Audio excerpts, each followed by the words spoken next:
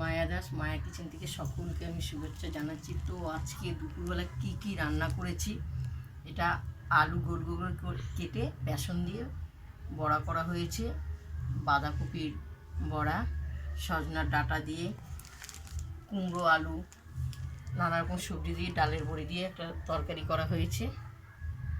তো এটা হলো মুগ ডাল। তো এটা আমার দুপুরবেলা রান্না হয়েছে। তো আমি একটু খেয়ে দেখি, তাই একটু খেয়ে দেখব।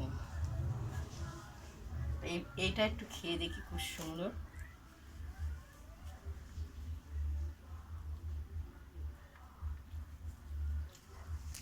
বেশ সুন্দর হয়েছে খেতে। তো আজকে আমি নিরামিষ করেছি, বাঁধাকপি বড়া দিয়ে আমি খাবো। বাঁধাকপির বড়াতে বেসন, কাঁচা লঙ্কা কুচি,